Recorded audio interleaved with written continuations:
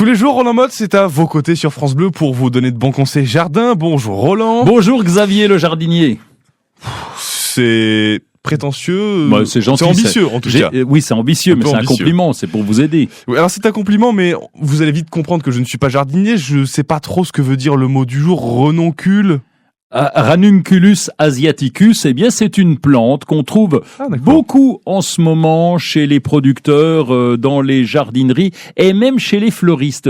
C'est une plante qui est relativement grosse, compacte, avec elle est double, ça veut dire il y a plusieurs rangées de pétales et elle ressemble pratiquement à une rose. Et il y a énormément de couleurs. Alors ça va dites-moi une couleur au hasard. Magenta. Magenta, il y en a. Une autre couleur.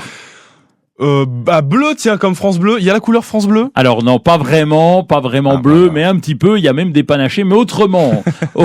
J'ai dit la seule couleur qu'il fallait pas, ouais. c'est ça? Alors le noir et le bleu, c'est un peu moins, mais sinon il y a toutes les couleurs de l'arc-en-ciel, les couleurs connues. Oui, pas oui. magenta et d'accord. Pas les couleurs tordues. Ça pousse bien cette histoire de renoncule. Oui, parce qu'on les installe en pleine terre en ce moment, donc ça permet de faire la transition entre les pensées, les primaires, vous savez qu'on a mis pour l'hiver ou à l'automne, Oui. et puis avant d'avoir les plantes à massif, les traditionnels géranium, etc., surfinia et tout. Et donc là, on peut les installer. C'est une plante qui va durer au moins jusqu'à l'été. La renoncule des fleuristes, renoncule asiatique, eh bien, elle a juste un inconvénient, c'est qu'elle gèle mais à moins 5 degrés. On peut donc déjà les mettre sur les balcons et c'est vraiment une grosse floraison qui va perdurer jusqu'au moment où vous partirez en vacances, si bien sûr vous partez en vacances cet été. C'est quoi l'entretien? Rien, Roland? que dalle. Pratiquement, on va arroser de temps en temps quand même, mais comme toutes les plantes, ça c'est logique.